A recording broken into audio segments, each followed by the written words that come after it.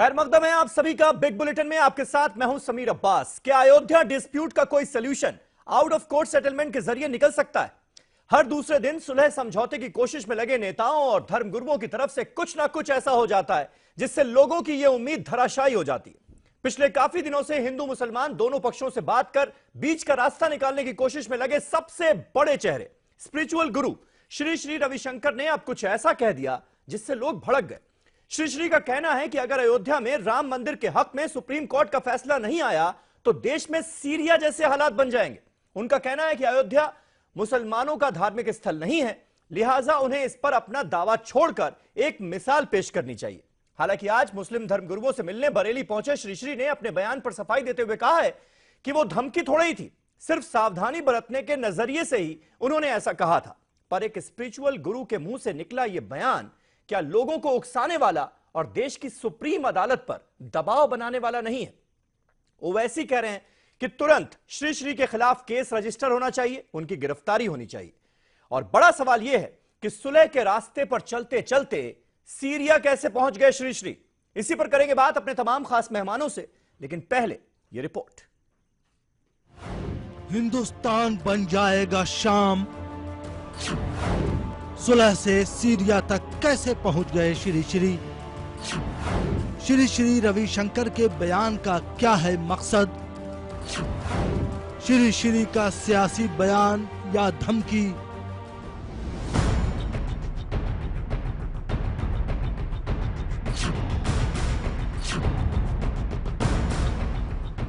अयोध्या मसला या बाबरी मस्जिद राम मंदिर तनाज़े को बातचीत से सुलझाने की कोशिश में सरगर्म रहे श्री श्री रविशंकर ने एक बड़ा बयान देते हुए ये कह दिया कि अगर अयोध्या तनाज़ा नहीं हल हुआ तो मुल्क शाम यानी सीरिया में तब्दील हो जाएगा। रविशंकर यहीं नहीं रुके, उन्होंने मीडिया से बात करते हुए कहा कि ये मसला अगर अदालत में हल होगा तो समाज का बंटना तय है, क्योंकि जो तबका फैसला हार जाएगा उसे मायूसी होगी और उसका नतीजा बड़ा खतरनाक होगा। श्री श्री ने साफ साफ कहा कि अदालत का फैसला मुल्क में बहुत बड़ा बहरान पैदा कर देगा। हमारे देश को सीरिया जैसे, इराक जैसे, ईरान जैसे नहीं बनाना चाहिए, होनी नहीं चाहिए। ऐसी हरकत यहाँ हो जाए तो सत्यानाश हो जाएगा। मैं इसीलिए कहता हूँ, लोगों से अनुरोध करता हूँ, आप ऐसे लोगों को किनारे करें, आप आगे बढ़िए। श्री श्री रविशंकर के इस बयान पर बिलखुसूस मुस्लिम लीडरान बरहम हैं। इस बयान को धमकी से ताबीर किया जा रहा है। MIM सदर असदुद्दीन ओवैसी ने कहा है कि श्री श्री रविशंकर का ये बयान अदालत की खिलाफ वर्जी है। देखिए, उनका जो बयान है वो तो सीधा सीधा लोगों को उकसा रहे हैं वायलेंस के लिए, वो सीधा सीधा लोगों को धमकी दे रहे हैं। ऐसे शख्स को जिसको कॉन्स्टिट्यूशन में एतमाद नहीं है, जिसको सुप्रीम कोर्ट में एतमाद नहीं है और खुद ये समझ रहा है कि मैं खुद कोर्ट हूँ, मैं खुद एक बहुत बड़ा इंस्टीट्यूशन हूँ, तो हम इनको नहीं मानते। So we don't believe, we still believe that that kind of effort will not succeed. Let the court finally decide that. Till then, we have to wait and wait. There is no any other kind of hope in this kind of individual move. They may have some other interest. We don't think that it is with good intention. It is not going to make any positive result. दूसरी जानिब श्री श्री रविशंकर ने अपने बयान को धमकी मानने से इनकार किया है। उनका कहना है कि वो एक अजीम मकसद के लिए काम कर रहे हैं। क्लियर करना चाहता हूँ, मैं सपने में भी नहीं सोच सकता हूँ मैं किसी का धमकी दूं। जो हमने कहा कि हमारे देश में ऐसी हिंसा कभी नहीं होनी चाहिए। कभी हम देखते हैं मिडिल ईस्ट में इधर उधर सब जगह हो रहा है, इससे हमको भय लगता है, डर लगता है, कंसर्न लगती है। हमारे देश की जो एक मैत्री है, प्रेम भाव है, अभी है, जो आपसी एक भाईचारा है, ये कभी टूटे नहीं। बहरहाल आम तौर पर श्री श्री रविशंकर एक सुलझे हुए शख्स के जुमरे में आते हैं, लेकिन इंतहाई हसास मामले पर उनकी इतनी बड़ी बात को एक सुलझा हुआ बयान कहा जाए या धमकी या सिर्फ सियासी बयान। लेकिन श्री श्री का कहना है कि मेरे पीछे कोई सियासी जमात नहीं। अब सबसे बड़ा सवाल ये उठता है कि आखिर इस बयान के क्या मानी व मतलब निकाले जाएं। आखिर सुलह से सीरिया तक कैसे पहुंच गए Shri Shri Ravishankar? Bureau report, ETV news. बड़ा सवाल आज की डिबेट में यही है कि सुलह के रास्ते पर चले थे, सीरिया कैसे पहुंच गए श्री श्री। तमाम खास मेहमान हमारे साथ जुड़ चुके हैं। हमारे साथ स्वामी चक्रपाणी महाराज मौजूद हैं, हिंदू महासभा, हिंदू संत महासभा के अध्यक्ष हैं। राकेश त्रिपाठी साहब भारतीय जनता पार्टी के स्पोक्सपर्सन हमारे साथ लखनऊ से लाइव मौजूद हैं। यासिर जिलानी साहब हमारे साथ मौजूद हैं, नेशनल मीडिया इंचार्ज हैं, मुस्लिम राष्ट्रीय मंच के संघ से जुड़े हुए हैं। मुफ्ती मंजूर जियाई साहब हमारे साथ मौजूद हैं, हाजी अली ट्रस्ट के ट्रस्टी हैं और साथ ही साथ फैजान रजा के चेयरमैन हैं। मुंबई से वो हमारे साथ लाइव मौजूद हैं। साध्वी खोसला हमारे साथ मौजूद हैं, गुड़गांव से जानी मानी राइटर हैं, एक्टिविस्ट हैं। और मौलाना अब्दुल हमीद नोमानी साहब हमारे साथ स्टूडियो में मौजूद हैं। लेकिन सबसे पहले आज राकेश की जगह यासिर मैं आपसे जानना चाहूंगा, क्योंकि आप लगातार सपोर्ट करते आए हैं, मुस्लिम राष्ट्रीय मंच श्री श्री की इन कोशिशों के साथ खड़ा हुआ नजर आया है। मैं आपसे जानना चाहता हूं, इस बयान को सीधे सीधे क्या समझा जाए कि यह हिंदुस्तान जो है यह सीरिया बन जाएगा अगर राम मंदिर नहीं बना तो?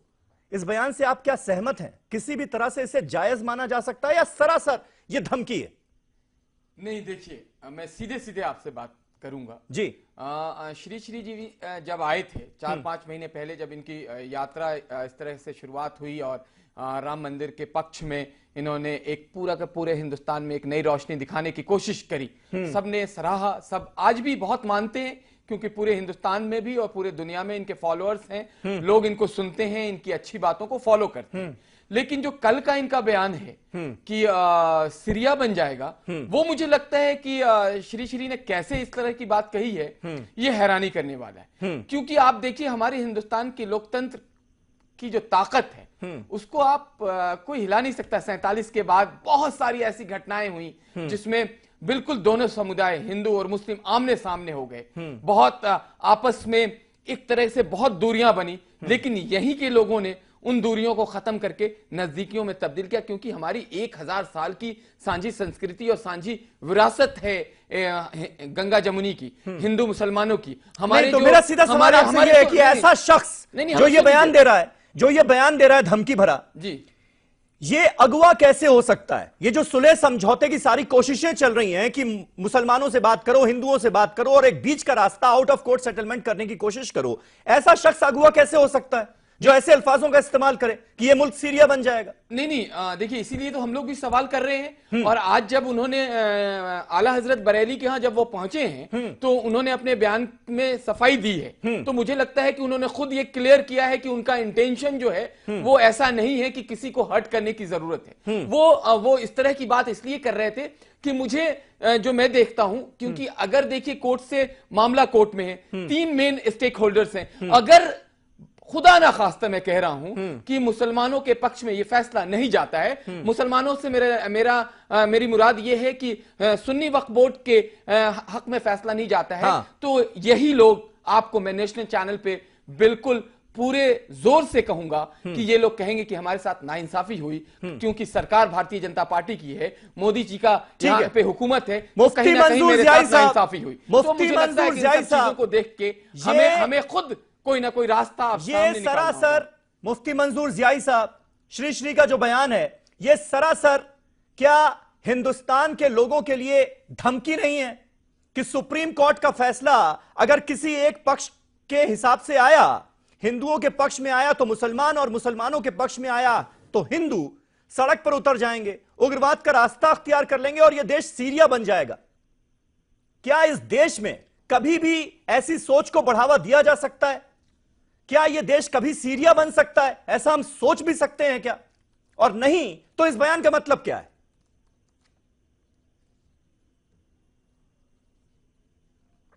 सबीर भाई, बहुत आश्चर्यजनक और दिलों में चोट लगने वाली बात, हिंदुस्तान की एजेंसीज पर उठने वाली आवाज, होम मिनिस्टर को दहला देने वाली आवाज, लेकिन पूरा हिंदुस्तान खामोश।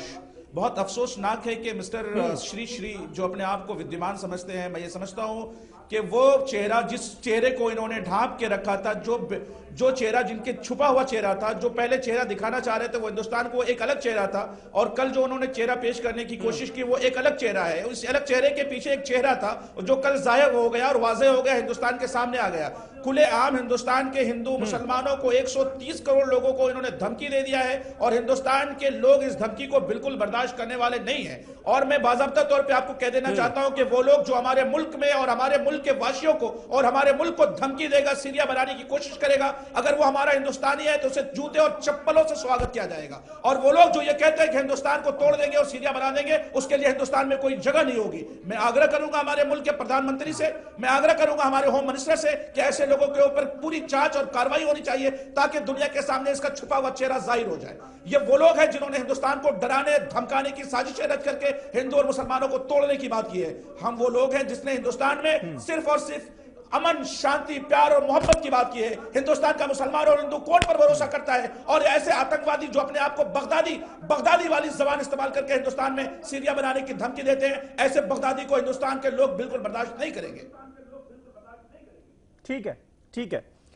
चक्रपाणी महाराज, ये बताइए, आप तो लगातार इन कोशिशों का हिस्सा रहे हैं, आपकी लगातार श्री श्री से बात होती रही है, और श्री श्री भी खुद क्योंकि एक संत हैं और आप संत महासभा के अध्यक्ष हैं, आपको लगता है इस बयान के खिलाफ एक्शन लिया जाना चाहिए? ओवैसी साहब कह रहे हैं कि सीधे सीधे ये धमकी है, केस रजिस्टर होना चाहिए, गिरफ्तारी होनी चाहिए। देखिए समीर जी, जहां तक श्री श्री जी को मैं जानता हूं, उन्होंने अपनी पूरी जीवन सत्य, अहिंसा, करुणा, दया, प्रेम के प्रचार में लगा दिया, और जहां भी हिंसा होती है वहां पे जा करके ये अहिंसा का प्रचार करने वाले हैं श्री श्री रविशंकर जी।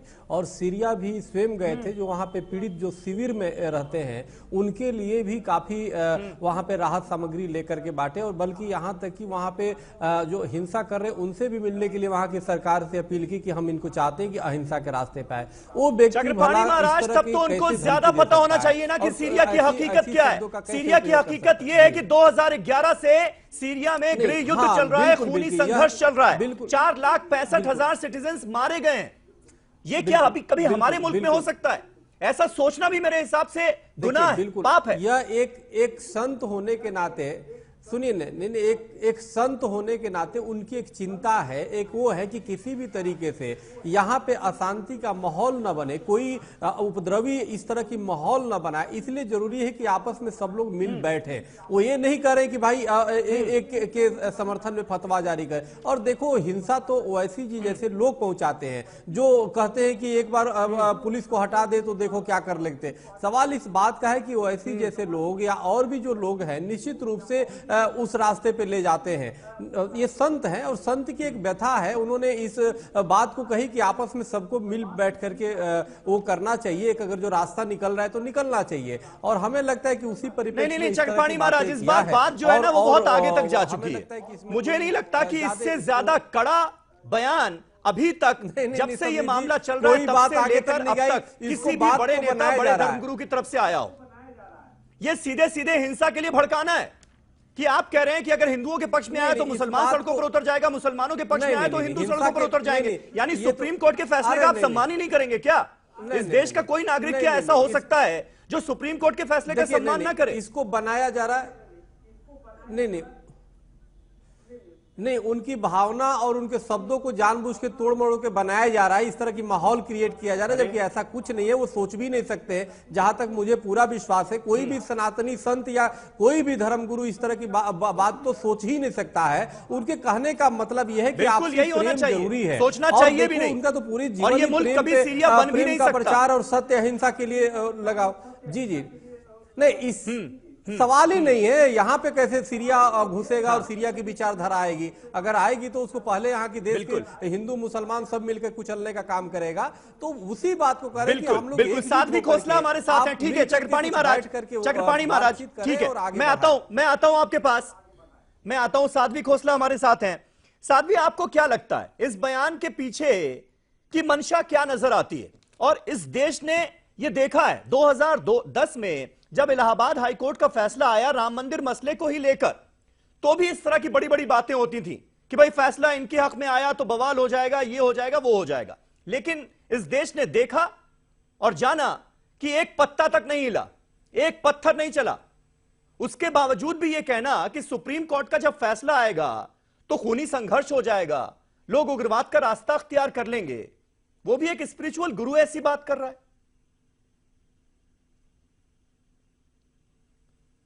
समीर जी, मैं कुछ आपका 2 मिनट लूंगी, थोड़ा ज्यादा समय लूंगी। सबसे पहले तो मैं ये कहना चाहूंगी कि बहुत दिल दुखता है कि जो कन कन में राम बसे हैं, उन्हीं राम के नाम पे ये देश दंगे करता है और उन्हीं राम के नाम पे राजनीतिक दल, सियासती दल जो सियासत करते हैं वो सियासत की रोटियां सेकते आ रहे हैं पिछले 27 साल से। और श्री श्री रविशंकर जो इतने जाने माने, भारत में ही नहीं जिनकी विश्व में ख्याति है, आर्ट ऑफ लिविंग जो चलाते हैं, मैं उनसे मिल भी चुकी हूँ आज से 3 साल पहले, बहुत उनकी मैं इज्जत भी करती हूँ। मतलब वो अगर ऐसा बयान देते हैं तो इसके पीछे मुझे 2 कारण नजर आते हैं। पहली चीज तो ये कि वो एक ऐसा माहौल क्रिएट करने की कोशिश कर रहे हैं। मैं उन्होंने मीडिएटर और पीस मेकर बनने का जो ये मतलब दायित्व उठाया, उसकी मैं सराहना करती हूँ, क्योंकि मैं खुद भी समझती हूँ कि 30 साल हो गए, दोनों मुस्लिम समाज और हिंदू समाज इस चीज का फैसला चाहता है। हम चाहते हैं कि इसका फैसला हो, दोनों समाज चाहते हैं। लेकिन श्री श्री रविशंकर जो पीस मेकर आज बनना चाह रहे हैं, वो आज से 10 साल पहले वो क्यों नहीं बने? अब क्योंकि 2019 के इलेक्शन चुनाव आते नजर आ रहे हैं और भाजपा को जब भी इलेक्शंस में उनको दिक्कत आती है वो राम का नाम लेते हैं। आप जितना मर्जी इतिहास पिछले 10 साल का 20 साल का उठा के देख लो, राम का नाम भाजपा सिर्फ और सिर्फ चुनावी तौर पे लेता है। मतलब ऐसा हो गया है कि राम जो हमारे लिए मर्यादा पुरुषोत्तम है, जो मुसलमानों के लिए इमामे हिंद हैं, उनको इन्होंने सिर्फ चुनावी सिंबल बना दिया है। मतलब शर्म आती है। और इस सब में श्री श्री रविशंकर एक ऐसा रोल प्ले कर रहे हैं जिससे कि वो देश को उकसा रहे हैं। आपने बहुत सही बात बोली कि भड़काने का काम कर रहे हैं। जो आर्ट ऑफ लिविंग चलाते हैं, जो अहिंसा की राह पे लोगों को शिक्षा देते हैं, वो कैसे हिंसा की बात कर रहे हैं? उनके मुंह से सीरिया शब्द निकला भी कैसे? सीरिया शब्द निकलते बिल्कुल ठीक बात, ठीक बात, हमारे रोंगटे ठीक बात। साध्वी जी, तो मतलब राकेश त्रिपाठी हमारे साथ हैं बीजेपी से। राकेश, इस बात का जवाब दीजिए आप, ये आर्ट ऑफ लिविंग सिखाते सिखाते आर्ट ऑफ डिस्ट्रक्शन कैसे सिखाने लगे? श्री श्री कहा यह जा रहा है, आरोप आपके ऊपर यह लग रहा है कि सब कुछ आपकी पार्टी के इशारे पर कर रहे हैं, जो कर रहे हैं श्री श्री। आपने सियासी पाठ पढ़ा दिया, इसलिए वो ऐसी भाषा बोलने लगे।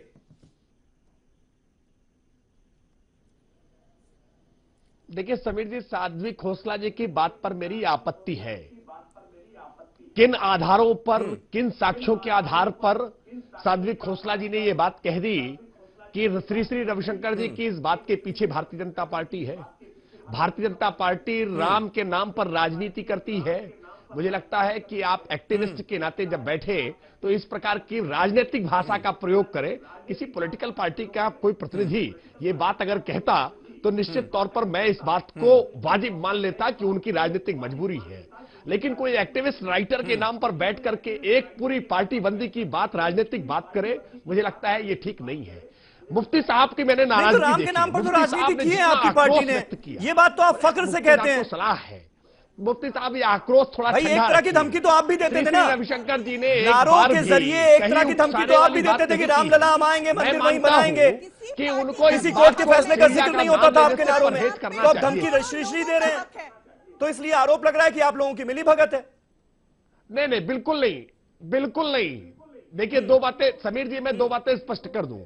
श्री श्री रविशंकर जी का ये बयान गैर वाजिब है। मुझे लगता है कि उनकी ये आशंकाएं निर्मूल हैं कि भारत सीरिया बन जाएगा। भारत एक उदारवादी देश है, भारत एक सहिष्णु देश है। और मैं आपको एक बयान की और आपको याद दिलाऊं, कुछ दिनों पहले बॉलीवुड के सुप्रसिद्ध अभिनेता आमिर खान ने भी एक बयान दिया था कि मेरी पत्नी को इस देश में डर लग रहा है और इस देश में इंटॉलरेंस बढ़ गया है, और उसके बाद उन्होंने विदेश जाने तक की बात कह डाली थी। मैं तब भी असहमत था। कहां से और कहां मैं मिला अब भी रहे हैं आप? असहमत हूँ। कहां से भारत कहां को मिला जो रहे लोग हैं? पहचानते एक नहीं तरफ हैं, ये कह वही इस देना प्रकार की बातें कर कि लेते हैं। इस देश के जो नौजवान हैं निश्चित वो तौर उग्रवाद पर। का रास्ता अख्तियार देखिए, कर लेंगे अगर सुप्रीम कोर्ट का फैसला एक समीर पक्ष के भाई लिए बात आया। समझिए।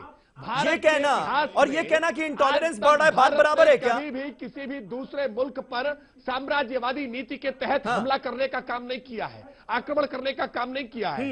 भारत कभी शस्त्र नहीं उठाता है। आत्मरक्षा के अलावा कभी हमने आक्रमण के लिए शस्त्र नहीं उठाया है।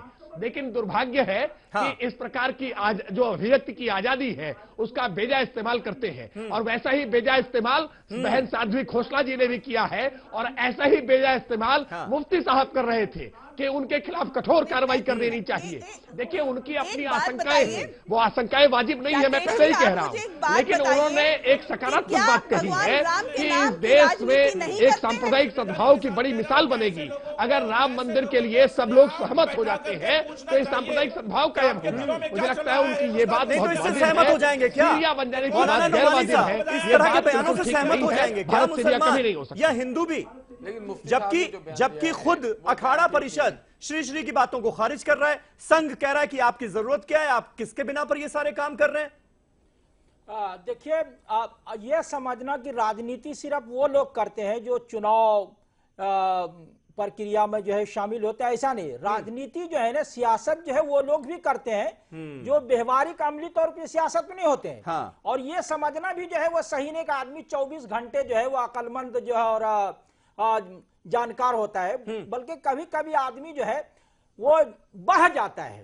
वो होता क्या है, राजनीति में आप देखेंगे दो चीज है। एक जो है आप बहुत जो है बढ़ा चढ़ा के जो है खौफ को जो है सामने नहीं तो श्री श्री क्या सियासत कर रहे हैं? हाँ, बिल्कुल सियासत कर रहे हैं। ये खौफ की राजनीति तो है, साध्वी जी ने सियासत। जो बात कही उसको आप सपोर्ट करते हैं देखिए, कि अगर किसी आप- के इशारे पर सियासत कर रहे हो नहीं, इसलिए इस तरह की ये- भाषा बोल रहे ये हैं? मैं नहीं मानता हूं। मैं कल से जो है चैनल पर हूं और हाँ। जो है चाहे संघ के लोग हों, भाजपा के हों या विश्व हिंदू परिषद के, किसी ने जो है श्री श्री रविशंकर के बयान से सहमति नहीं जताई है। हाँ। तो या जो है आप बहुत ज्यादा खौफ को जो है सामने लाते हैं, भय को, या बहुत ज्यादा आशा और उम्मीद को, कि वो उम्मीद जो है ना कि वो जुमलाबाजी में जो है वो बदल जाती है। ठीक है। तो राजनीति में इसी तरह हो रहा है ठीक। कि लेकिन आदमी मेरा जो एक सवाल बढ़ा है। बढ़ा के जो है ये इस तरह का बयान देना, आप जो है न्यायालय साहब से- हाँ, पे, एक मिनट न्यायालय यासिर, पे ब्रेक के भी बाद। और जो है नहीं, जनता छोटा पर सा, भी एक और मिनट, 5 सेकंड का प्रशासन, सवाल। तीनों पे अविश्वास जो है बेतमादी का इजहार कर रहे हैं ठीक कि है, भारत यानी जो है कहीं ऐसा ना हो जाएगा। कहीं राम मंदिर को लेकर जो सियासत इस देश में चल रही है इतने सालों से, वो उसका मुद्दा हिस्सा छीनने की कोशिश कर बनते रहे हैं ना। हुए नजर आ रहे हैं श्री जो- श्री, जो जब वो इस मुख्य तरह का पार्टी बयान है, देते हैं। जो मुख्य पार्टी ठीक है। है, वो उनसे समीर मुद्दा साहब, ठीक है, छीनने एक की नहीं कोशिश एक छोटा कर सा रही मुझे है। ब्रेक लेना होगा। समीर साहब। ब्रेक मैं यहाँ से आता हूं ब्रेक के बाद। साध्वी भी कुछ ऐड करना चाह रही है, ब्रेक के बाद आते हैं और इस बहस को आगे बढ़ाते हैं। ब्रेक के बाद ज्यादा वक्त होगा हमारे पास। ये सुलह के रास्ते पर चले थे श्री श्री, सीरिया कैसे पहुंच गए? ब्रेक छोटा सा ले रहे, फौरन हो रहे हैं यहां से।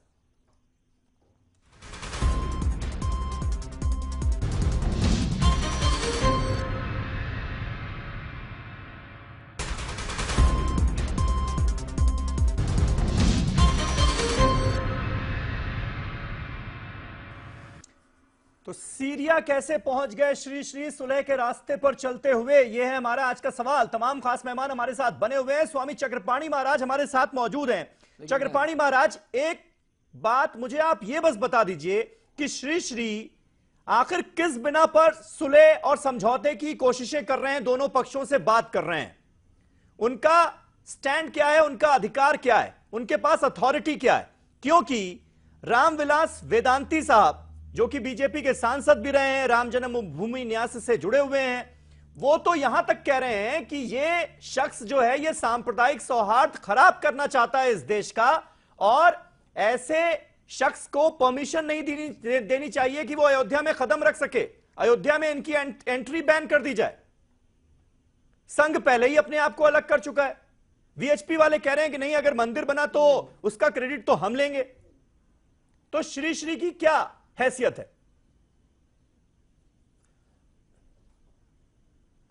देखिए, ऐसा है, आज मेरी श्री श्री जी से बात भी हुई दूरभाष पे, और इस बारे में हमने बात भी किया उनके। देखिए, ऐसा है, एक तो बात है, समझ लीजिए कि वो एक जिम्मेदार एक संत होने के नाते और समाज के प्रति उनकी बड़ी जिम्मेदारी है और वो चाहते हैं आपसी सद्भावना हो। और माननीय सुप्रीम कोर्ट ने पिछले दिनों कहा भी था चीफ जस्टिस ने कि अगर जो बातचीत से अगर जो हल हो जाता है तो निश्चित रूप से हम उसमें सहयोग करने को तैयार हैं। लेकिन कई बार राजनीतिक टीका टिप्पणी के बाद जो है वो सिरे नहीं चढ़ा। लेकिन इसका मतलब ये नहीं कि माननीय सुप्रीम कोर्ट ने नहीं कहा कि अब आप बातचीत बंद कर दो। देखो एक संत है और इस कारण बात कर रहे हैं, हम भी उसमें एक पक्षकार हैं, हमसे भी बात किया और हमने भी कहा कि बिल्कुल हम पूरा सहयोग देने को तैयार हैं। अगर बातचीत हो रही है तो उसमें पूरी तरह हम बैठ करके उसमें और हम जितना हो सके इसका निराकरण निकालेंगे। चक्रपाणी महाराज, मुझे बहुत अच्छे से याद है आप हमेशा जब भी किसी बीजेपी के नेता का ऐसा कोई भड़काऊ बयान आता था तो आप सबसे पहले क्लास लगाते थे।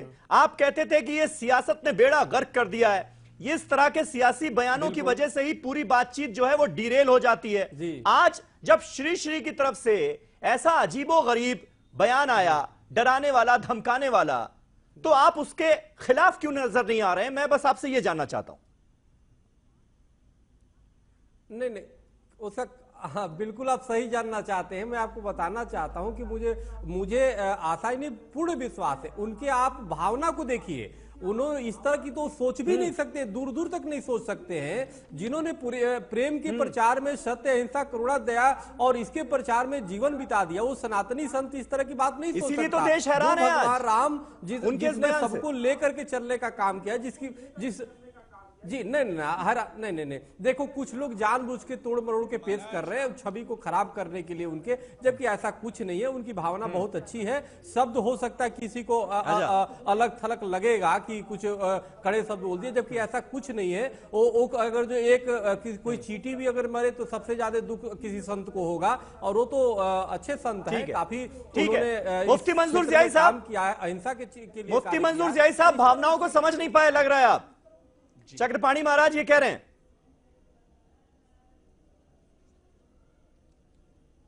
स्वामी चक्रपाणी महाराज साहब से मैं कहना चाहूंगा कि रविशंकर साहब की वकालत करने के बजाय आपको उन पर सख्त टिप्पणी देनी चाहिए थी। और मैं ये कहना चाहूंगा हिंदुस्तान को जरूरत है सूफी संतों की, हिंदुस्तान को जरूरत है एकता की बात करने वाले, अमन और शांति की बात करने वालों की। ऐसे लोगों की जरूरत नहीं है जो मुल्ला उमर की बात करते हो, ऐसे लोगों की जरूरत नहीं है जो बगदादी की बात करते हो। ऐसा तो नहीं है कि सीरिया जा जाकर के बगदादी का कोई कुर्बत हासिल कर लिया इन्होंने, ऐसा तो नहीं है कि बगदादी का कोई सपोर्ट उनको मिल गया है, ऐसा तो नहीं है कि बगदादी वालों एक मिनट आपकी इस बात पर यहाँ से रिएक्ट करना चाह रहे हैं। बहुत ही आपत्तिजनक बात है मौलाना, बहुत ही आपत्तिजनक बात आप कर रहे हैं। एक संत के लिए इस तरह की बात करना, मुझे लगता है कि बिल्कुल पूरा हिंदुस्तान इसको खंडन करेगा। नहीं, आप बिल्कुल गलत बात कह रहे हैं। मुझे तो ये लगता है कि आपको कहीं इस बात का गुस्सा तो नहीं है कि श्री ने आपको बुलाया नहीं शांति के पहल के लिए। हम सब ने खंडन किया है श्री को, लेकिन आप जिस तरह की बात कर रहे हैं वो भारत को तोड़ने की बात कर रहे हैं। आप एक संत को आतंकवादी कह रहे हैं, एक उस संत को आप कह रहे हैं जो गरीब नई खाने की बात कर रहा है। जैसे सूफी की जरूरत है, हिंदुस्तान को महावीर जैन जैसी की जरूरत है। अगर ये बात आपने कही होती तो श्री रविशंकर की जरूरत नहीं होती। अगर आपने गरीब नवाज की सच्चाई हिंदुस्तान के मुसलमानों को बताया होता, अगर आपने महबूब इलाही की सच्चाई हिंदुस्तान के मुसलमानों को बताया होता, अगर आपने की सच्चाई लोगों तक पहुंचाया होता तो जरूरत नहीं होती। आप लोगों ने आपने अपने किरदार के अंदर झांक के देखिए, पल पल बिके, आप पल पल बिके, डेली बिके, खत्म कीजिए। और ऐसे बगदादी की हमारे तो हमारा हिंदुस्तान नहीं छोड़ेगा। मुसलमान हिंदुस्तान का हमारा हिंदुस्तान ऐसे बगदादी की हमारे क्यों नहीं छोड़ेगा जो हमारे मुल्क को सीरिया मुसलमान जो है वो आपको नहीं सुनने। और ऐसे लोगों के खिलाफ हिंदुस्तान ने एफआईआर तक जोड़ा चाहिए। मैं कल खत लिखने वाला हूं होम मिनिस्टर को, याद रखिए, जिस तरह की इन्होंने याद रखिए, कल मैं होम मिनिस्टर को खत लिखूंगा, होम मिनिस्टर को खत लिखूंगा कि किस पूजनीय है वो करोड़ों लोग होम मिनिस्टर को कल समीर भाई मानते हैं। बिल्कुल ऐसा नहीं है कि अगर उनसे एक समीर भाई कल मैं होम मिनिस्टर बिल्कुल ठीक है, यासिर ने जो बात कही कि कई बार ठीक है की बात निकल जाती है, ठीक है, तो इसका मतलब ये नहीं है कि उनको आप खटगरे में खड़ा कर दीजिए। ये नहीं है कि आप ओवैसी बनने की कोशिश कीजिए। इस तरह से उन्माद करेगा मोहब्बत नहीं आएगी। ठीक है, मुफ्ती मंजूर ज़ियाई साहब, मुफ्ती मंजूर ज़ियाई साहब, मुझे लगता है थोड़ा सा अल्फाजों पर काबू रखना चाहिए, थोड़ा सा अल्फाजों पर काबू रखना चाहिए। अगर उन्होंने ऐसा कोई बयान दिया है तो उसको कंडेम किया जा रहा है, उसकी हर कोई निंदा कर रहा है, कह रहा है कि ये गलत बयान है। वो उन्हें मुझे लगता है खुद भी अपनी गलती का एहसास है, लेकिन आतंकवादी कह देना, दहशतगर्द कह देना, जूते चप्पल का भी आपने जिक्र कर दिया। मुझे लगता है इस तरह की बयानबाजी नहीं होनी चाहिए, इस तरह की बयानबाजी नहीं होनी चाहिए, ये गलत है, और वो भी किसी संत के लिए। थोड़ी सी हम इज्जत रखें। सूफियों की बात कर रहे हैं और सूफियों के चौखट से आप इस तरह का मैसेज दे रहे हैं। हालांकि उनका जो बयान है, हालांकि उनका जो बयान है वो सरासर गलत है। अरे जो साहब, बयान है वो सरासर जो हिंदुस्तान को सीरिया बनाने की बात कर रहे हैं, डराने वाला, धमकाने वाला, इस देश को तोड़ने वाला, और उनके इस बयान से यह भी पता चल रहा है कि सुप्रीम कोर्ट नेशनल चैनल पर बात कर रहा हूं साहब, फैसला जो होगा उसका उनमें मादा नहीं है उसे सहने का। कहीं ना कहीं यह भी साबित हो रहा है। शब्दों से भी आतंक फैलता है, नुमानी साहब, लफ्जों से भी जो है वो दहशत जो है पैदा होती है। मैंने कहा लफ्जों से भी दहशत फैलती है, आप कह रहे हैं। सही में आप ये बिल्कुल सही है, लेकिन यह है कि जो है वो मैंने कहा नहीं कि सिर्फ जो है सियासतदान वही नहीं है जो चुनाव लड़ता है, बल्कि आलिम उलमा मुल्ला पंडित भी जो है वो कभी कभी सियासत करने लगते हैं। वो जो है अमल की भी सियासत होती है और शब्दों और लफ्जों की भी सियासत होती है। तो हमें लगता है कि जो पार्टियां जो है, मुख्य पार्टियां जो है पहले से कोर्ट में है या आंदोलन में है, वो उनसे ये मुद्दा छीनने के लिए या अपने आप को प्रसिद्धि जो है देने के लिए, पाने के लिए ये सब चलता है। और ये हर समुदाय में इस तरह के लोग हैं। इनकी बात से जो है, इनकी बात से बेतमादी फैली है, जनता को लेकर, लोकतंत्र को लेकर, प्रशासन को लेकर और अदलिया को लेकर सब जो है अविश्वास और बेतमादी फैली है कि यहाँ के लोग ऐसे हैं कि सुप्रीम कोर्ट के निर्णय और फैसले को भी नहीं मानेंगे। और नहीं तो इनकी इस पूरी की पूरी जो मुहिम है, इसका मकसद क्या नजर आता है आपको? आज वो तौकीर रज़ा से मिलने पहुंच गए, कौन फैसला करेगा? तौकीर रज़ा फैसला करेंगे क्या? आपको सामने लाने के लिए, चर्चे में लाने के लिए इस तरह का तरीका जो अपनाया जाता है। पब्लिसिटी तो वैसे भी उनके पास बहुत है। नहीं, ये अलग पॉपुलर तो वो है ही इससे पूरी दुनिया में। इससे आदमी का पेट नहीं भरता है। आप जब जो है ना प्रसिद्धि पाना चाहते हैं, उसकी कोई सीमा नहीं होती है। आप जो आसमान तक पहुंच जाएंगे फिर भी लगता है कि हमको और कुछ चाहिए। ठीक है, इसी तरह इसमें साध्वी खोसला, साध्वी आपको ऐसा क्यों लगता है कि श्री श्री जो कर रहे हैं वो बीजेपी के इशारे पर कर रहे हैं, और दरअसल इसके पीछे कहीं ना कहीं सियासत है?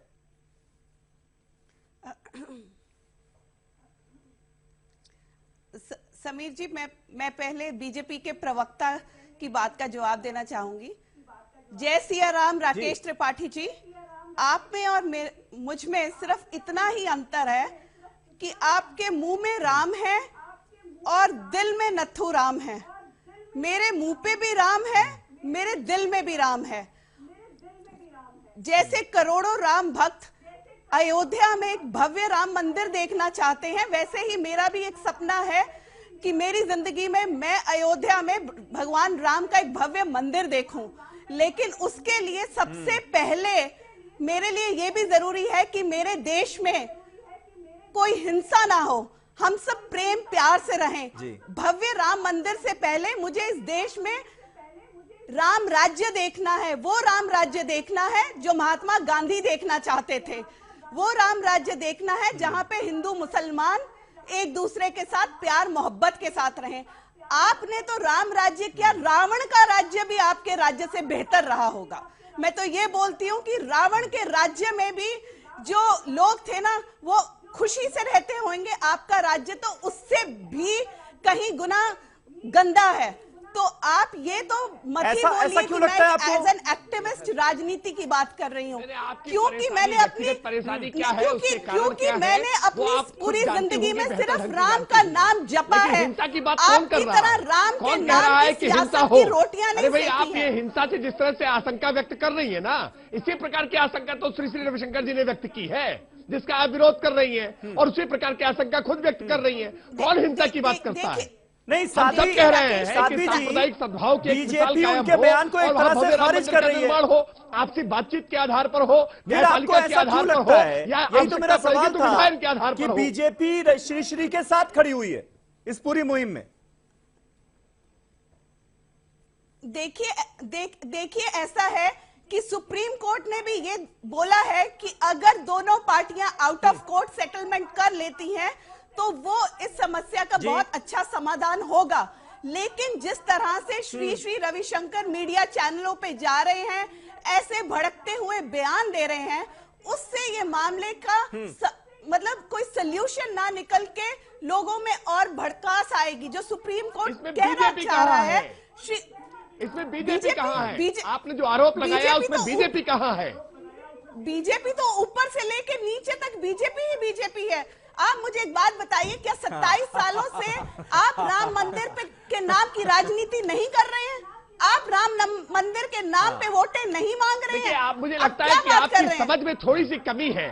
ये जो राइटिंग का काम है और थोड़ा करिए और एक्टिविस्ट बनिए, उसके बाद भाजपा की राजनीति आपको समझ में आएगी। नहीं मांग रहे राकेश, इससे इनकार कैसे कर सकते हैं? किसके घोषणा पत्र का, किसके मैनिफेस्टो का हिस्सा है राम मंदिर? आपकी व्यक्तिगत समस्या हो सकती है। कौन नारे लगाता था कि रामलला हम आएंगे, मंदिर वहीं बनाएंगे? नाम पे वोट नहीं मांग रहे। अरसा हो गया सुनते नारे तब भी लगाते थे, नारे अब भी लगाते हैं और हमेशा कहते हैं इसकी ठेकेदारी कोई भाजपा की नहीं है। अरे भाई मैं तो कह रहा हूँ कि मुफ्ती साहब भी नारा लगाए, साध्वी जी भी नारा लगाए, आप भी नारा लगाए, इसमें किसी की कोई ठेकेदारी नहीं है। राम का नाम तो सबको लेना चाहिए, वो कल्याणकारी है। नहीं, राम का नाम तो लेना चाहिए, राम का नाम तो हर कोई लेता है, लेकिन सियासत के लिए इस्तेमाल तो विरले ही करते हैं। लेके नहीं बैठते। अगर मैंने कभी सियासत के लिए कोई इस्तेमाल नहीं किया। हमने अपनी वैचारिक प्रतिबद्धता हमेशा जताई है और हम अपनी वैचारिक प्रतिबद्धता हमेशा जताते रहेंगे। अयोध्या धर्मस्थल है, अयोध्या राम जन्मभूमि है, वहां राम का मंदिर बनना चाहिए। ये बात भाजपा कहकर के कोई अपराध करती है क्या? नहीं, मैं बताता हूं क्या होता है राकेश जी। होता यह है कि जब किसी मुस्लिम धर्मगुरु से पूछा जाता है कि भाई अगर कोर्ट का फैसला मंदिर के पक्ष में आ गया तो आप क्या करेंगे, तो कहा यह जाता है कि भाई हम उसे मान लेंगे, कोई दिक्कत नहीं है। सुप्रीम कोर्ट अगर मंदिर के पक्ष में कहता है तो हम मंदिर का फैसला माना जाएगा उसको। लेकिन जब किसी वीएचपी वाले से या बीजेपी के नेता से पूछा जाता है कि अगर मस्जिद के हक में आ गया तो क्या, तो कोई हामी नहीं भरने को तैयार होता। हालांकि हाइपोथेटिकल सवाल है, लेकिन कोई हामी भरने को तैयार नहीं होता। पूछ लीजिए, मैं जवाब दे रहा हूं। आपके मुंह से कभी हमने ये नहीं सुना कि अगर मस्जिद के हक में फैसला आ गया तो ससम्मान हम सुप्रीम कोर्ट के फैसले को मानेंगे। समीर जी, मैं आपके इस प्रश्न का जवाब दे रहा हूं। मैं आपके इस प्रश्न का जवाब दे रहा हूं। मुझे लगता है ये बहस समाप्त कर देनी चाहिए। मैं पूरी जिम्मेदारी के साथ कह रहा हूं। भारत की न्याय व्यवस्था में हम सबका विश्वास है, भारत के संवैधानिक तंत्र में हम सबका विश्वास है और हम मानते हैं कि जिस प्रकार से निचली अदालतों ने, जिस प्रकार से हाई कोर्ट ने, जिस प्रकार से एएसआई की रिपोर्ट ने, अब तक सबने बार बार ये माना है, चाहे वो पूजा निर्बाध गति से जारी रखने का आदेश हो, मूर्ति वहां पर रखे जाने के बाद पूजा करने का आदेश हो, बाबरी ध्वंस के बाद वह पूजा जारी रखने का आदेश हो, एएसआई की रिपोर्ट का आदेश हो, उसके बाद चाहे इलाहाबाद हाईकोर्ट के लखनऊ खंडपीठ का आदेश हो, कोर्ट ने हर स्तर पर हर बार ये माना है कि वहां पर मुख्य गुंबद के नीचे राम मंदिर के अवशेष मिलते हैं, वहां राम मंदिर था। हम पूरी तरह से आश्वस्त हैं। सुप्रीम कोर्ट का फैसला भव्य राम मंदिर के पक्ष में आएगा और हम हमेशा इसको मानने के लिए तैयार हैं। सुप्रीम कोर्ट का फैसला कौन दरकिनार करेगा? कौन सुप्रीम कोर्ट का फैसला मानने के लिए इनकार कर रहा है? ठीक है, चक्रपाणी महाराज बनाए रखिए, ऐसा कुछ नहीं होने वाला है। सूरज पश्चिम से नहीं उगेगा। ठीक है, आप परेशान मत होइए साहब। वो भी कह दीजिए ना, सार्वभौमिक सत्य है, यूनिवर्सल ट्रुथ है। साहब राकेश भाई ये बता भगवान दीजिए श्री ना, राम अयोध्या के राम है और अयोध्या के राम के मंदिर का पक्ष का फैसला ही आएगा, हमें पूरा विश्वास है। ठीक है, मुझे लगता है, ठीक है, एक मिनट सुनिए, चलिए, ठीक है, ठीक है। यासिर आप बैठ कर लें, फिर मैं मुफ्ती साहब आता हूं आपके पास। बोलिए, मैं तो इतना गर्मा गर्म बहस के बाद मुझे लगता है कि रूहानियत की और इंसानियत की भी बात कर ली जाए। उसकी तो बात कोई कर ही नहीं रहा। रूहानियत इंसानियत पीछे छूट गई। नहीं, ये बहुत धमकी शुरू हो गई। देखिए ये बहस जरूरी है। नहीं, देखिए सियासत और धमकी, देखिए हमारी जो 132 करोड़ लोग हैं ना भारत की, वो बिल्कुल सियासत में पढ़ने वाले नहीं। वहां पे मर्यादा पुरुषोत्तम राम की जो आस्था है लोगों में। और अभी हमारी देखिए बहन ने भी एक बात कही कि इमाम हिंद कहते हैं है राम के वजूद पे हिंदुस्तान को नाज, अहले नजर अहले वतन उन्हें इमाम हिंद कहते हैं। इमाम हिंद का मतलब कि उनसे बड़ा कोई हो ही नहीं सकता।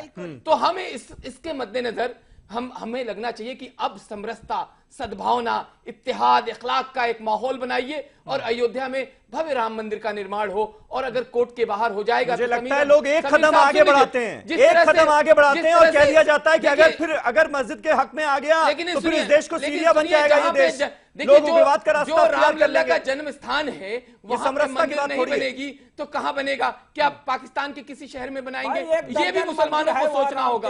और देखिए हम साल पुराना यासिर, इतिहास यासिर, बार बार यासिर, एक तमाम सवाल डिबेट है। में हम उसकी बात समीर करते भाई, हैं यासिर से एक 528 सवाल से है। लेके। क्या हम नहीं चाहते हैं कि आने वाली जनरेशन हमारी 1000 साल तक हमारी सद्भावना, हमारी समरसता, हमारी भाईचारा के बारे में याद करें? ठीक है। इस इतिहास को याद करें कि हिंदुस्तान के हिंदू मुसलमानों ने मिलकर राम मंदिर का निर्माण किया। मुफ्ती साहब जिस बात का जिक्र यासिर कर रहे हैं, क्या ऐसा मुमकिन नहीं है क्या? क्योंकि भगवान राम की जन्मभूमि जो है, जो जन्म स्थल है, वो तो अयोध्या ही है, वो तो वही रहेगी। इसलिए क्या मुसलमान बड़ा दिल नहीं दिखा सकता? इसी उम्मीद में है श्री श्री भी कुल मिलाकर। समीर भाई, हिंदुस्तान के उस खूबसूरत शहर जिसे हम अयोध्या कहते हैं, उस अयोध्या में और भी 20 से ज्यादा मंदिर हैं जहां पर कहा जाता है राम जी का जन्म यहां हुआ है। मैं आपको आर्टिकल जो सर्वे जो हुआ था एसआईटी के सर्वे के मुताबिक मैं आपको बताऊं कि वहां पर 2030 साल पहले कोई आबादी का वजूद ही नहीं था। हालांकि राम जी का वजूद जो हुआ है, पैदाइश हुई है, वो 18 लाख साल पहले हुई है। इस बात का तस्करा तो हमारे भाई करते ही नहीं है। हमें ये इस बात पर तवज्जो देनी चाहिए कि आप पहले आपस में एकता बना लें कि राम जी का जन्म उस जगह पर हुआ था या वो 20 मंदिर जो अयोध्या में मौजूद है। तो हमें इस बात पर भी तवज्जो देनी चाहिए कि राम जी का जन्म कहां पर हुआ था। अब दूसरी बात मंदिर बनाने की या मस्जिद बनाने की, इसका फैसला हिंदुस्तान के 135 करोड़ लोगों ने सुप्रीमो के सामने छोड़ दिया है। अब सुप्रीमो जो डिसाइड करेगा उस चीज को जो भारत में उस चीज को एक्सेप्ट करने के लिए तैयार हो गए हैं। और दूसरी कि अयोध्या में जहां रामलला विराजमान है साहब, वही राम सुन लीजिए ना जन्मभूमि साहब। थी, वही राम जन्मभूमि है और वही राम जन्मभूमि रहेगी। और वो सारे मंदिर, वो 20 मंदिर जो अयोध्या के अंदर में मौजूद है साहब, उनके पास भी जाकर के पूछ लें कि राम जी का जन्म कहां हुआ है। वो इस बात का प्रमाण मंदिर होना और जन्मभूमि होना राम जी हमारे यहाँ होता जन्मे हैं। साहब इस बात पर तवज्जो देनी होगी। और एसआईटी की रिपोर्ट ये पूरा फैक्ट लेके बैठा हूं 1950 से लेके अभी तक के जितने भी केसेस हुए हैं। एसआईटी की एक रिपोर्ट सुन लीजिए। ठीक है, एसआईटी की रिपोर्ट ये बताती है समीर भाई, एसआईटी की रिपोर्ट ये बताती है 2030 साल पहले वहां पर किसी का वजूद ही नहीं था, वहां पर आबादी का नामो निशान नहीं था, वहां पे किसी की पैदाइश की कोई बात नहीं थी। तो साहब ये बता दें राम साहब की पैदाइश कब हुई है और किस जगह पर हुई है, ताकि हिंदुस्तान के सारे वासी इस बात पर मुत्तफिक हो जाए कि राम जी का जन्म कितने साल पहले और कहां पर हुआ था। तो ये एक अलग मुद्दा है, मंदिर होना अलग मुद्दा है। हमें इस बात पर तवज्जो देनी होगी कि सुप्रीमो हमारे पास मौजूद है, सुप्रीम फैसला करेगा। हिंदुस्तान का चक्रपाणी आप चुप हो जाइए। मुफ्ती मंजूर साहब हो गया। चक्रपाणी महाराज इसका जवाब दीजिए, हिंदू मंदिर था, इसका जवाब दे दीजिए। क्या ऐसा कोई विवाद है भी क्या? या पूरी तरह से ये बात निर्विवादित है कि वो जगह जो है वही राम जन्मभूमि है और इलाहाबाद हाईकोर्ट का फैसला भी यही कहता है? बिल्कुल नहीं। तो फिर क्या इस पर भी कोई विवाद है क्या? देखिए ऐसा है, अब तो देखिए मुफ्ती साहब तो बड़े अच्छे व्यक्ति हैं, लेकिन थोड़ा इस विषय में कंफ्यूज हैं। और मैं आपको बताना चाहता हूं राम जन्मभूमि पे अब कोई विवाद नहीं है। इलाहाबाद हाईकोर्ट लखनऊ बेंच द्वारा ने बड़े तीनों जजों ने स्पष्ट निर्णय दे दिया, रामलला को निर्विवादित बता दिया कि यहीं पे सवाल इस बात का जो एक टुकड़ा मुसलमानों पक्ष को भी दिया उसके लिए लड़ाई चल रही है। और हमने कहा कि ये जजमेंट नहीं बल्कि सेटलमेंट है और इसलिए माननीय सुप्रीम कोर्ट में हम लोगों ने अपील किया। अब रही बात देखिए बीजेपी की, आप जब बीजेपी से कोई पूछता है कि जी और आप जब निर्णय आएगा तो क्या करोगे और ये चुप हो जाते हैं। सवाल इस बात का है कि जब ये चुनाव आता है तो निश्चित रूप से ये कहते हैं कि जी अगर जो बहुमत आ जाएगी तो हम कानून बनाएंगे। ये कोर्ट की बात नहीं करते, उस समय कहते कानून हम बनाएंगे संसद से, लेकिन जब बहुमत आ जाती है तो ये चुप हो जाते, फिर कहते जो कोर्ट से निश्चित रूप से राम जन्मभूमि के फेवर में आएगा मामला और हमारी संकल्प है कि मंदिर वहीं बनना चाहिए। अरे बनना चाहिए कि बनाओ, अब चाहिए की बात करने लगते हैं। गोरक्षा केंद्रीय कानून बनाने पे वोट ले लेते हैं, धारा 370 समाप्त करने के नाम पे वोट ले लेते हैं और पीडीपी से गठबंधन कर लेते हैं, जो अफजल गुरु को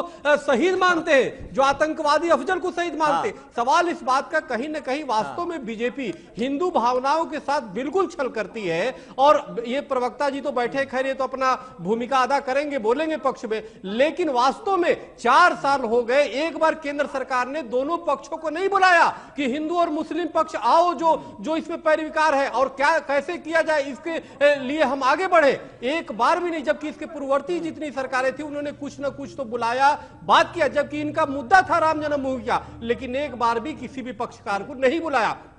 उसमें अगर रविशंकर जी एक धर्म गुरु होकर के चक्रपाणी महाराज आपकी बातों पर साध्वी खोसला क्लैप कर रही थी, उनको आपकी बात बहुत पसंद आई। राकेश मैं आपके पास आता हूं इसके बाद, लेकिन साध्वी एक छोटा सा रिएक्शन आपसे चाहूंगा।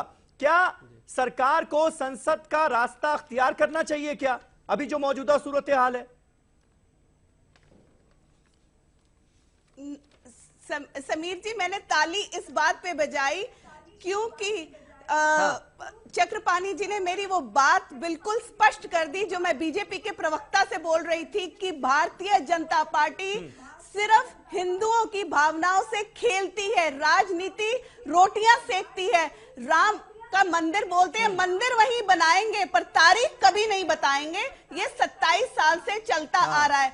मंदिर ना बनना भारतीय जनता पार्टी को सबसे ज्यादा सूट करता है, ठीक है। इनको सबसे पहले ये बोलो कि राम के सिद्धांतों पे तो चल लें। इन्होंने तो कभी शायद रामायण भी नहीं पढ़ी होगी और ये राम मंदिर की बात करते हैं।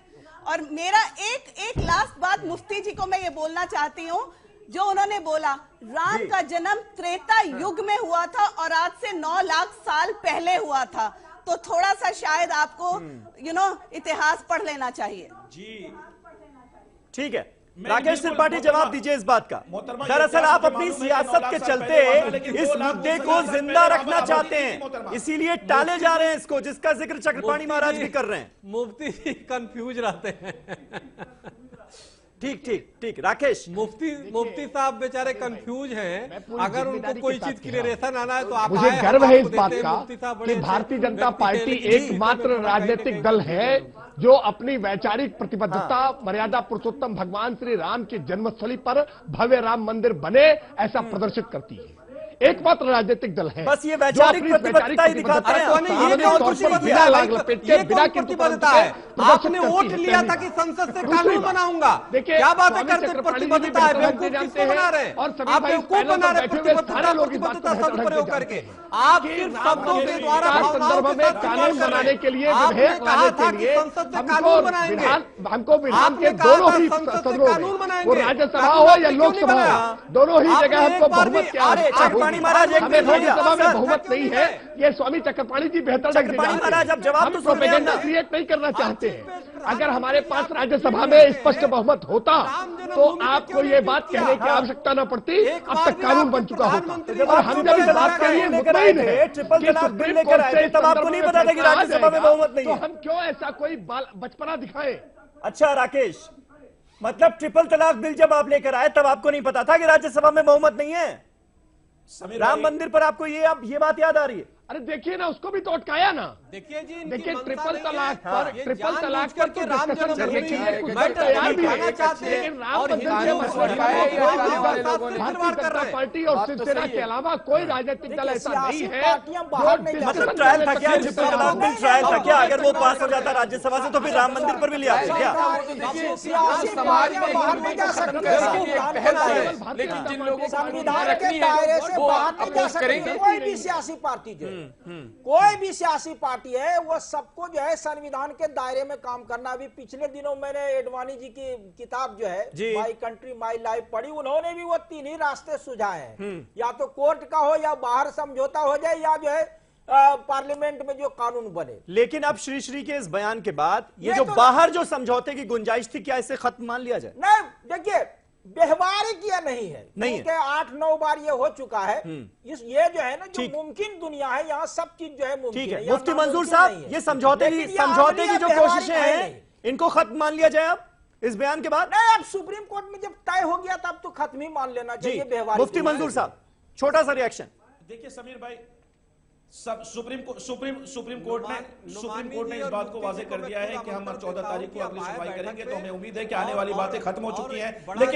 लेकिन इतने और अरे साथ सुन लीजिए, श्री राम का भव्य मंदिर निर्माण में सहयोग। महाराज मैं बताना चाह रहा हूं कि हमारी बहन महाराज मैं बताना चाह रहा हूं कि हमारी बातों को जो इस तरीके से खंडन किया गया, मैं बताना चाहूंगा सुप्रीम कोर्ट में मुद्दा है, 14 तारीख को सुनवाई है और 14 तारीख से जो डिसाइड होगा वही बात माननी होगी, हम सब के लिए माननी होगी। और हमारी बहन ने जो हमें टोक करके इस बात बारे में बताया, 9 लाख साल पहले उनकी पैदाइश हुई है, तो SIT की रिपोर्ट 2030 साल पहले वहां पर कोई आबादी का वजूद ही नहीं मानती है। साहब, ये मेरी बात नहीं है, SIT की रिपोर्ट है। अब दूसरी बात मैं कहना चाहूंगा कि आने वाले वक्तों में हमारी निगाह, आपकी निगाह सुप्रीम कोर्ट पर होनी चाहिए। सुनिए, ये आप इस बात नहीं, मुझे लगता नहीं कि ये वजूद पर सवाल खड़ा करना चाहिए यहाँ पर इस डिबेट में किसी को। कितनी बार प्रलय होती है, वजूद पर सवाल नहीं, ये को लेकर जो है क्योंकि करोड़ों लोगों की आस्था जिस भगवान के साथ जुड़ी हो उस पर हम सवाल नहीं उठा सकते ना। आस्था पर कोई सवाल नहीं हो सकता। मैं बार बार हमेशा अपनी डिबेट्स में कहता हूं कि आस्था पर कोई सवाल उठा ही नहीं सकता। आस्था आस्था है। बिल्कुल देख लीजिए, उसमें राम मंदिर को के हवाले से वो कह रहे हैं ना, अपनी बात उनकी नहीं है। देखिए मैं 2500-2600 साल पहले वहाँ कोई आबादी नहीं, वो तो है, वो सब बहुत लोगों ने लिखा है ये। लेकिन ये है कि जो चीज जो है फैक्ट्स अलग है, आस्था अलग है। 300 रामायण में तो वही माना गया है कि जो है अयोध्या में ये राम का जन्म हुआ। यासिर, लेकिन अब इस कोशिश को तो खत्म माना जाए ना। नहीं, इसने तो और झगड़ा बढ़ा दिया और खाई बढ़ा दी। इस बयान ने और खाई बढ़ा दी। आपको देखिए, ये सिर्फ वैचारिक बात हो सकती है, मुझे यकीन है और यकीनी तौर पे मैं ये कहूंगा कि जो एक किरण है, एक रोशनी जो है वो निकल के सामने आएगी और कोर्ट के बाहर फैसला हो जाएगा। चलिए, बहुत बहुत शुक्रिया चक्रपाणी महाराज, यासिर जिलानी, राकेश त्रिपाठी, मौलाना नुमानी, साध्वी खोसला जी, मुफ्ती मंजूर जियाई साहब, बहुत बहुत शुक्रिया। तो कुल मिलाकर लबोलुआब यही निकलता नजर आ रहा है इस पूरे विवाद के बाद, इस पूरे झगड़े के बाद और जो खाई पैदा हुई इस बयान के बाद कि जो आउट ऑफ कोर्ट सेटलमेंट की बात हो रही है उसकी उम्मीद कम है। सिर्फ और सिर्फ उम्मीद अदालत से ही की जानी चाहिए। बहुत बहुत शुक्रिया। कल एक नए टॉपिक पर नई डिबेट के साथ हाजिर होऊंगा। तब तक तमाम खबरों के लिए देखते रहें ATV उर्दू। शब बखैर।